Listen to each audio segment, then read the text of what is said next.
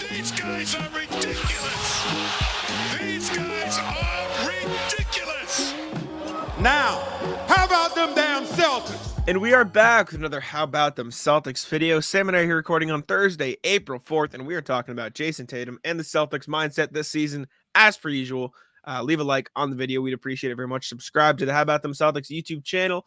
And if you listen on podcast platforms for the full-length pods, make sure to leave us a rating and follow us there and comment what's popping on the video for a chance to win a $10 in-pop, gift card. But as I said, Jayson Tatum recently talked about the difference between this team and the teams of Celtics past. He said, quote, this was after the Hornets game on April 1st, said, quote, I think last year we were just so antsy to get back to the finals that we had a few bad losses in the last few weeks of the season.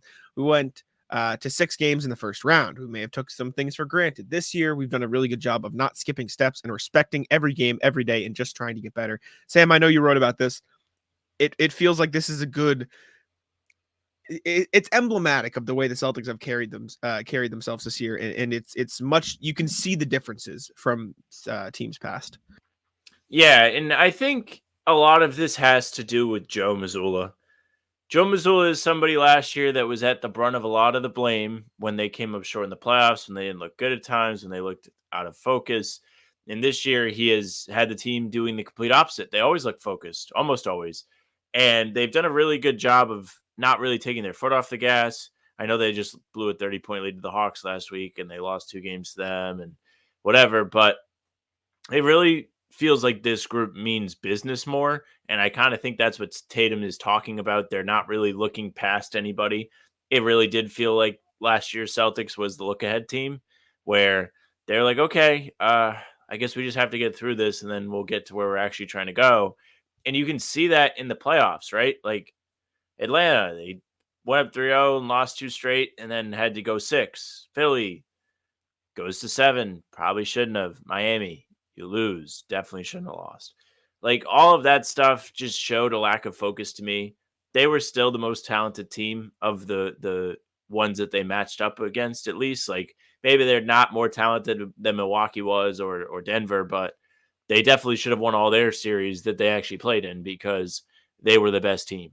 So when I heard Tatum say this, all I could think about is Mazzulla talking about the day-by-day stuff, about I would like to have us blow more leads so we can adjust to it. I would love to see us in close games more. Like all the things that he says when these games don't necessarily go according to plan and people are upset.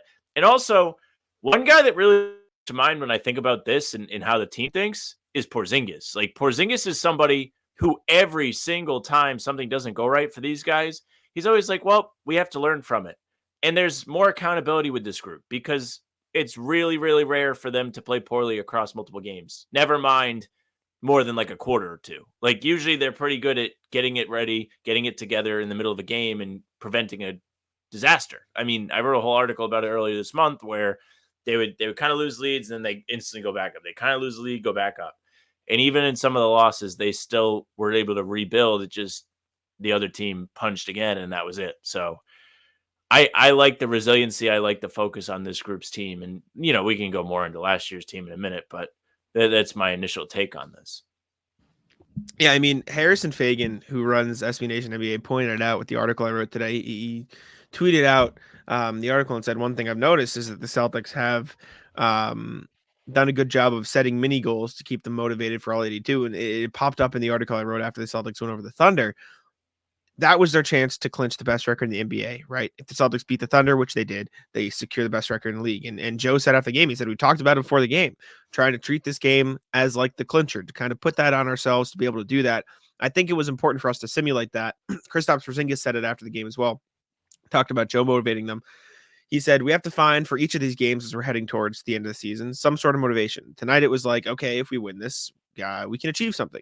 Joe just kind of poked us a little bit and got us going for the game, knowing that we can clinch it. And we went out there, we took care of business.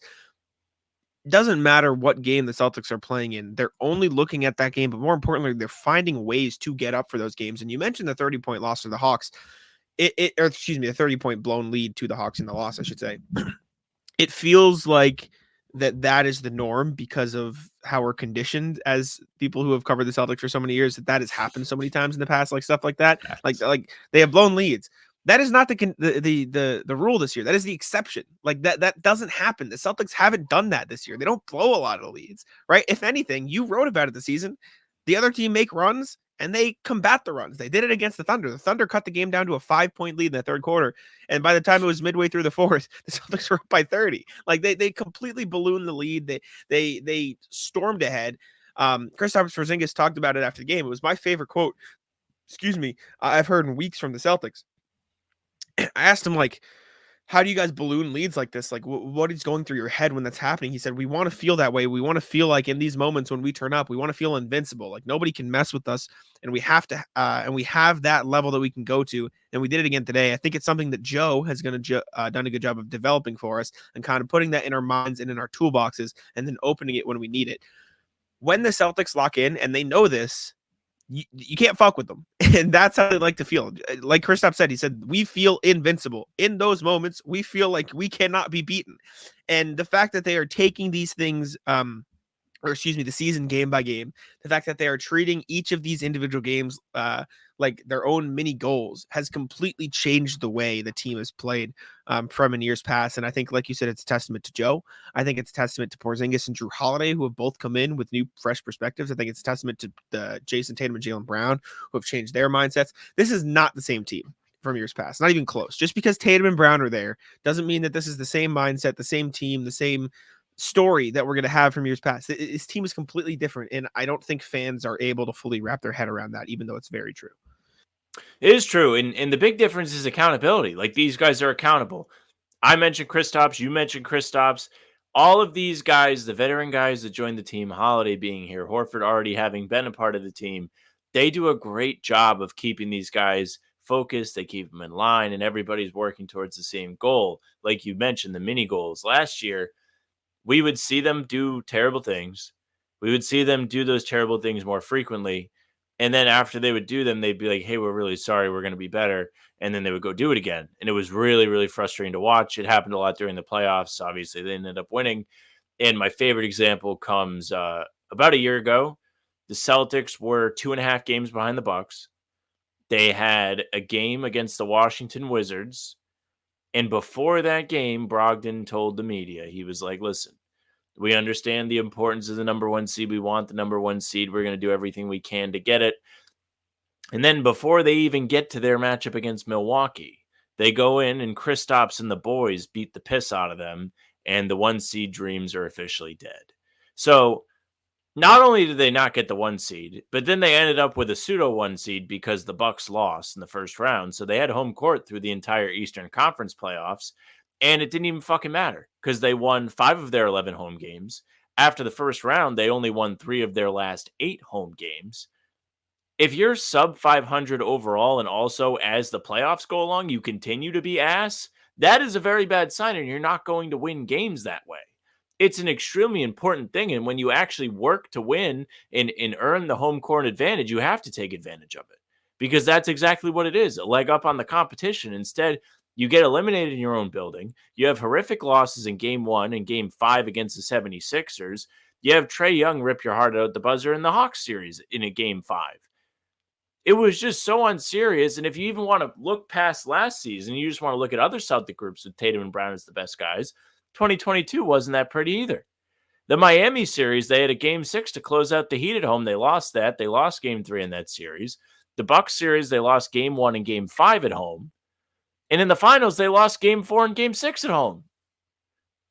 These guys just haven't played well at the Garden in the playoffs, and hopefully what we've seen this season is a bit more of a locking in when they're at home because they've only lost 3 times all year at home. Football season may be over, but the action on the floor is heating up. Whether it's a tournament season or the fight for a playoff home court, there's no shortage of high-stakes basketball moments this time of year. Get in on the excitement with PrizePicks, America's #1 fantasy sports app, where you can turn your hoops knowledge into serious cash.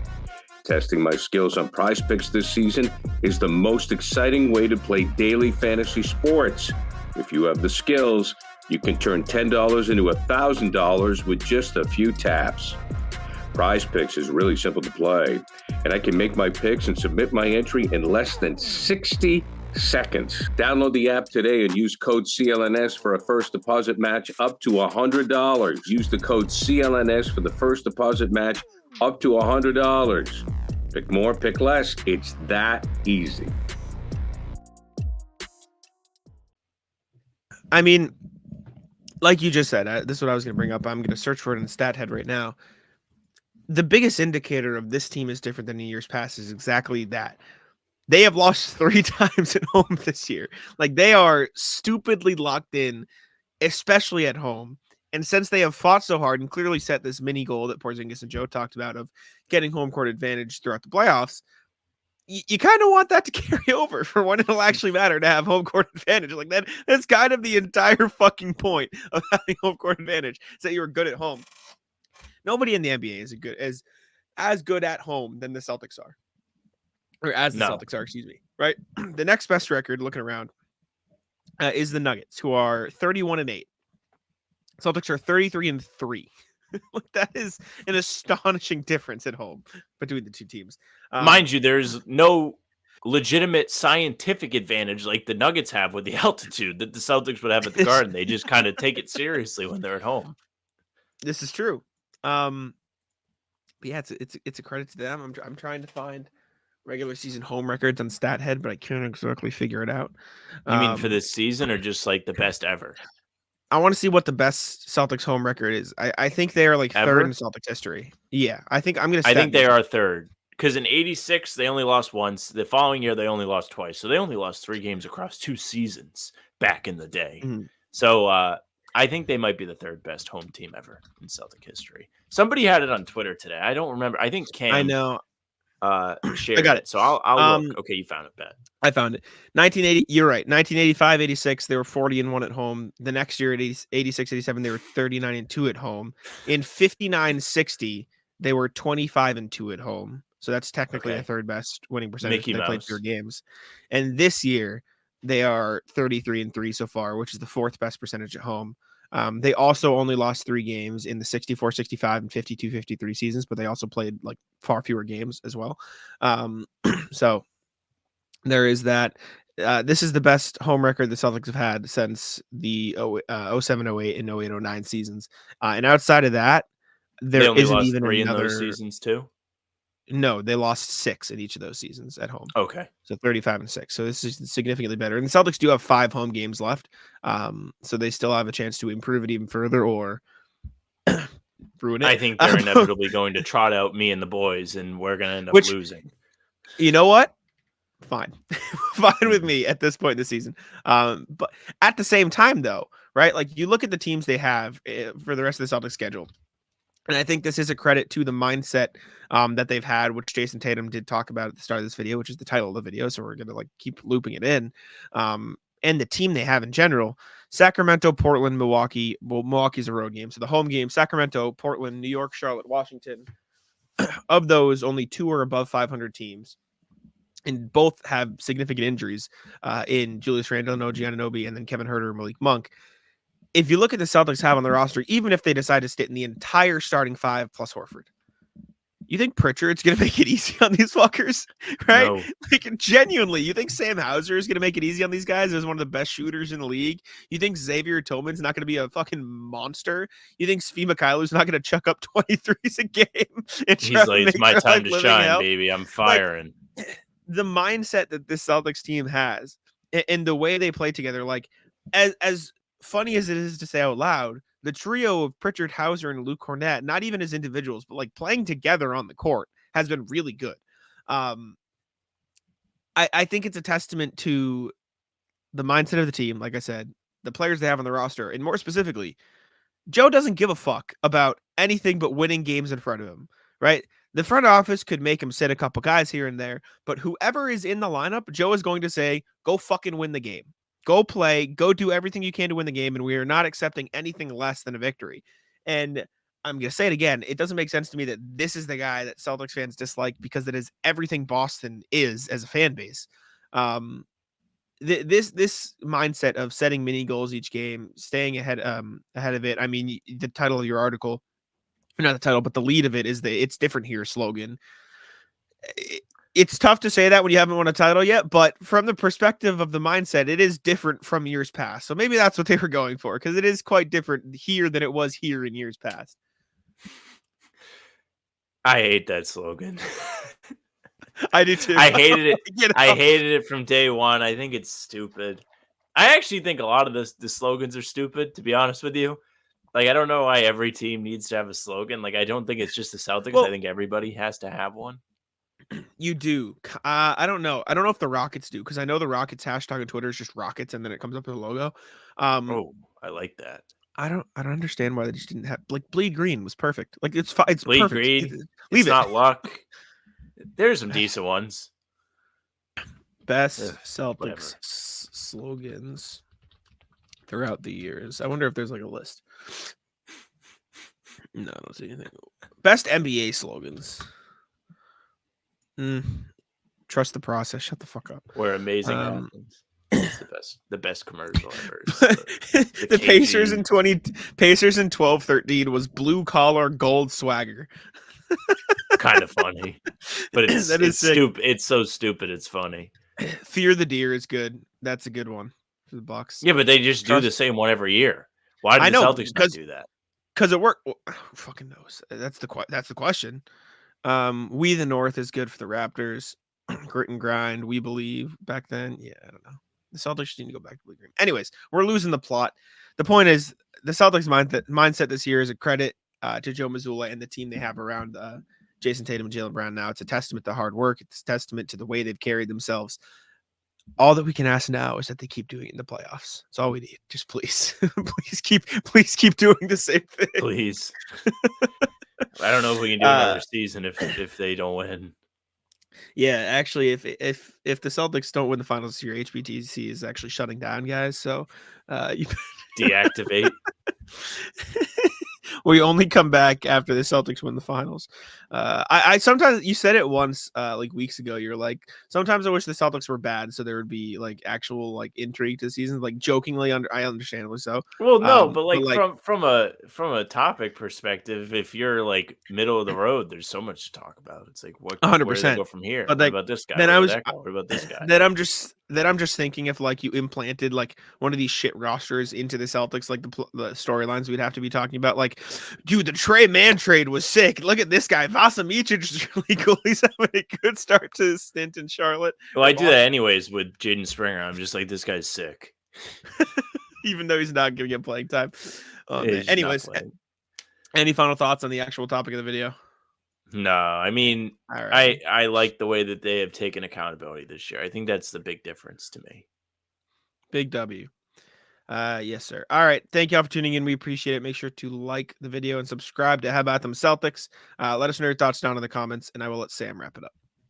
All right. Thank you very much for listening or watching. If you're watching, make sure you subscribe to the YouTube channel, hit the notification bell so you don't miss any of our daily uploads. We're coming at you with something new every day at 5 a.m. You can also catch us live. We're here for Talking C's Monday, Wednesday, and Friday mornings, usually around 11 a.m. We're here live on Tuesdays around 6 for Souths at the Roundtable. We're here live before all games for a half hour for pregame. It's a ton of fun. Full pods drop Tuesday, Thursday, Sunday. Our Spotify and Apple are places that you can find us as well. Follow us there. Leave a 5-star review.